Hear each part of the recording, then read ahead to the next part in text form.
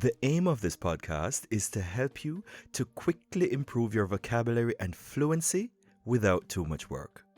All of these exercises that I'm sharing with you today, 1 to 5, will help you to optimize your approach to training your brain to think in English. By the end of this short episode, you will have been given proven tools that help. Why proven? The exact same tools have worked for me too. Quickly in German. Am Ende dieser kurzen Episode werden Sie bewährte Hilfsmittel erhalten haben, die Ihnen helfen. Warum bewährt? Genau dieselben Werkzeuge haben auch bei mir funktioniert. Herzlich willkommen zum English Coach Podcast, präsentiert von trainingtree.de, die personalisierte Lösung im Bereich Erwachsenenbildung. Und jetzt dein Gastgeber, Ian Patterson. Well, hello there. Welcome to episode 26 of the English Coach Podcast. The second in season 2 and the first of what I like to call mini lessons. It's more of a coaching encounter, to be more precise. This is by no means a formal lesson. There's another place for that. If you're interested in finding out what formal training or coaching solutions are available to you, just head on over to trainingtree.de and use the contact form. I am happy that I finally got to launching season 2. I threatened to do that in episode 24, and here I am, regardless of the crisis. The question was asked by an old friend of mine once, Johanna, as to who exactly the show is for. It's for you since you're here. But if you need a little more insight into that, all in German, check out episode 25, the launch of season 2. Now, I know nothing about meditation, but I do know how to close my eyes. I know how to free my mind of all distractions, take a few deep breaths, exhale, and open them again. You can do that too at any time. Now try to do the same thing, and as soon as you open your eyes, try to think of the English word for everything that you see. This is the first stage of this exercise that will help you. It works, and it helped me as an adult learner of German as a foreign language. I started learning German at 28. You can do this at any time, and if you have a vocabulary notebook, just write the words down, also in your own language, to look them up later if you must. Just look around. Book, carpet, pen, headphones, lamp, chair, work desk, window, box, door, cardboard box, masking tape, umbrella, pencil, jacket. Write down as much as you can. This will get easier as time goes along. And think of all these things as being as important in English as they are in your own language. There are tons of things. Just keep it short and keep it simple. You can even make it more interesting by focusing on nouns on one day and then on verbs.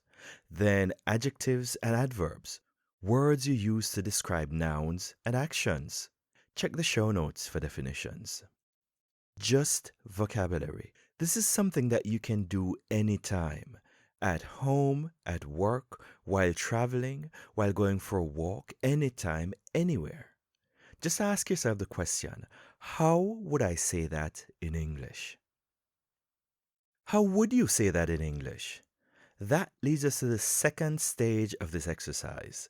Using the same technique, call it a pause meditation or just taking a deep breath. Anything that will get you into the mode for learning. Some people need a little more ritual as a trigger, so to speak. Some people need less. It doesn't matter. The aim here is to make a note of key phrases and simple sentences. And you start by simply asking yourself the question, how would I say that in English? These key phrases and simple sentences will be different for different people, depending, of course, on the reason why you're learning English in the first place. As an adult learner of English, your reason is important to you.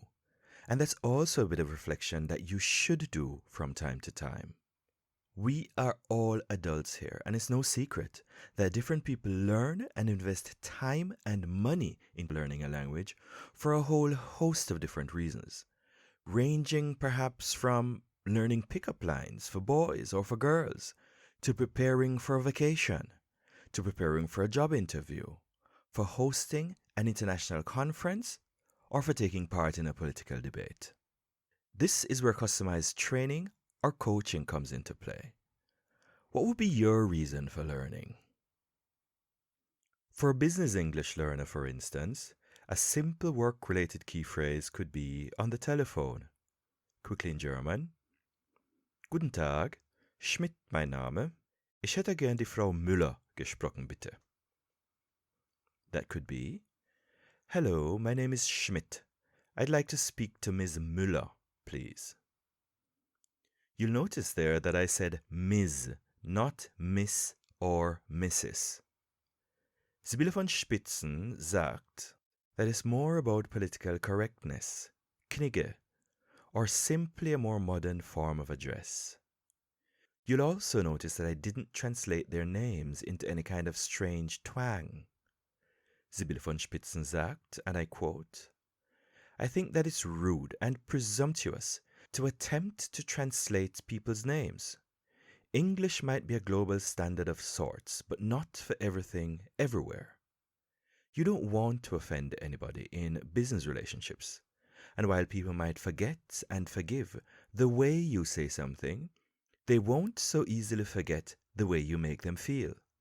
Try to use the correct pronunciation for names, or find a way to gracefully apologize for the version that you're capable of. End of quote. Okay, Sibylle von Spitzen for you again. That might actually be a topic for another show. For a general English learner, perhaps learning English for vacation or just for socializing in an international crowd, you could say, hello, my name is Ian Pattison. You should know me. No, just kidding. Better not say that. Just say, hello, my name is Ian. I'd like to introduce myself. Another thing you could say, having to do with money this time, quickly in German. Haben Sie 50 € Wechselgeld? That is, do you have change for 50? You could also say, wie komme ich zum Bahnhof? That is, how do I get to the train station? Simple phrases, little things like that, that have, you could say they have a specific function. And it's good to just learn these little word groupings, and you can always just remember them and use them the exact same way the next time you speak to someone. This will all start slowly, and you might not recognize the progress you're making immediately. You might at some time even ask yourself why you're doing this at all. It might feel easier now for you to think in your own language than translate in your head. This slows you down considerably and honestly reminds me of the story of the man alone in the forest on a sunny day, struggling to cut a thick log of wood with a dull saw. The birds are singing in the trees, and a fly called Fred sits and watches him, precariously perched on a blade of grass. The man ignores the fly and feels progressive because he is sweating and refuses to stop to optimize his approach. And so he struggles along, cutting wood for much longer than he should, when all he needs to do is stop, close his eyes, take a deep breath, exhale, open them again, and simply begin to optimize his approach to cutting wood by sharpening his blade. Now, needless to say, all of these exercises that I'm sharing with you today, 1 to 5, will help you to optimize your approach to training your brain to think in English. You'll need a bit of imagination for that. The same techniques have also helped me. This list of techniques, exercises, stages, call them what you will, is not really exhaustive. There are indeed other things. But I can assure you, I know Fred. I know about cutting wood. and I know about the challenges of learning a new language as an adult. These things worked for me, easy things you can do, and I'm 100% sure that they can also work for you.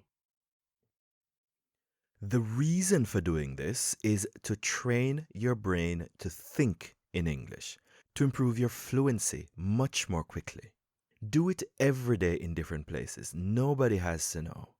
It is common knowledge that sometimes the simplest solutions work best. And sometimes when we seek out fancy, complicated approaches, what we're really doing is seeking to sabotage ourselves, then blame these complications that we ourselves chose or even paid for. For this training with simple word lists and eventually simple phrases and simple sentences in English, all you need is a notebook and an open mind. Now, speaking of reasons for learning English, the reason for learning any foreign language usually involves someday putting it to use. At this, the third stage of this exercise, you can start putting the language to use. Try to think in English of the things that you have to do or the processes that you have to carry out. Use this exercise to help you to plan or use your normal day planning routine to help you to think in English. Things that you have to do could be a week's plan of activities or a day's plan of activities, all in simple sentences. Examples are attending a business meeting on Tuesday, meeting with some friends on Wednesday, delivering a presentation on Thursday, doing the shopping on Friday after work, trying out a new recipe on Saturday. On Sunday, I'll get up at 6 a.m. and I'll go for a 20-minute jog in the park. After that, I'll go straight home and make eggs for breakfast. After breakfast, I will read my favorite book or listen to my favorite independent podcast. I don't have to cook on Sunday because I cooked on Saturday. So after a bit of work in the garden, I'll relax for the rest of the day or catch a film on Netflix. In this case, you simply have to think about the things that you have to do, also in your own language if you must, and then in English. You are listening to episode 26 of the English Coach podcast, where I attempt to add a splash of color and life to your learning experience by inviting you to live the language, where learning doesn't have to feel like work, and where I help you to help yourself not only to learn, but also to hold on to the things that you've learned. This episode 26 is self-sponsored. Today's focus is on 5 ways of learning to think in English. It takes my usual relaxed, accessible, human approach to your learning experience. It is not a formal lesson. Quickly in German. Dies ist kein formaler Unterricht im klassischen Sinne. Sind Sie daran interessiert? Besuchen Sie trainingtree.de und benutzen Sie dort das Kontaktformular.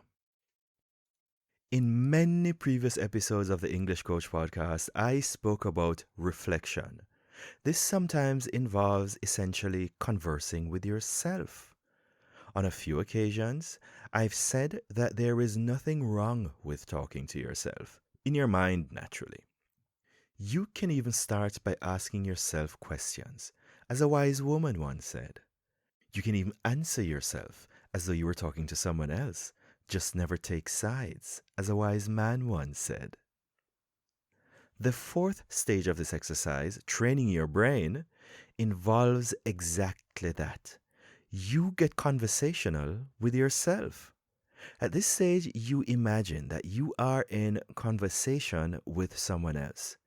Any ambitious learner of a foreign language has the gift of imagination. You can use your imagination to ask yourself questions and to answer them, and even keep the conversation going with yourself, so to speak, with interest and curiosity. Okay, that sounds a little bit too much, but the curiosity can come from the challenge that you place on yourself to do it. It can be fun.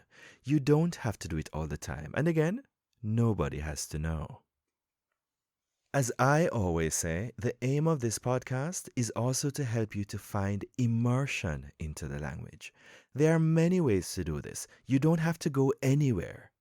And this is, in fact, one way of approaching the real thing. One that you can, in fact, benefit from now and anytime without spending a fortune on sabbaticals in a foreign country. Of course, you can do that when you want, but why not use the time now so that when you do take that sabbatical or that vacation, you can spend more time enjoying it with fluency and less time cutting wood?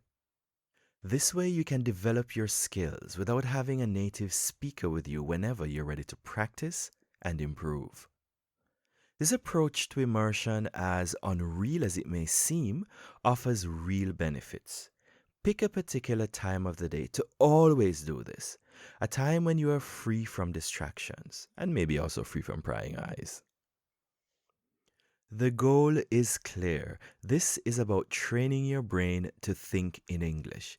With a clear goal in mind, the strategy is actually not that counterintuitive. Nobody has to know. Children do it all the time. It works for them. I have done it. I still do it. I can still remember when I had my first dream in a second language. It's a nice experience, and you will surprise yourself when you do. Sometimes, after having a thought, I don't even remember in which language it was. At this stage of the game, you will learn this way not only to be fluent, but also to keep a conversation going in a foreign language, all in preparation for when you get to converse with a real person. You also develop your awareness of the vocabulary that you still need to learn. The fifth stage of this exercise is actually a bonus. For this episode of the English Coach podcast, the show notes comprise a full transcript. So while reading alone or listening alone will help you to develop, reading while you listen will help you even more. As we all know, English is not phonetic. So what you see while you read is not necessarily what you hear. This goes for my German learners in particular. English in this way is very different from German. So all in way of saying, what exactly? I'm saying visit the show notes page for this episode and read along while you listen again. This will help you with your pronunciation. With a small win is always a good way to begin. Feel free to check out the show notes for this episode at trainingtree.de/podcast. Like it if you like it, and if you don't, lie to me. Just kidding. But still, feel free to share it with a friend, post a rating, or better yet, give meaning to the things you think about the show by using the feedback form to tell me personally what you think. This will help it to help you as it's intended to do. Subscribe only if you feel like, so you know when there's a new episode available. Thanks for listening. Looking forward to hearing from you, and bye for now.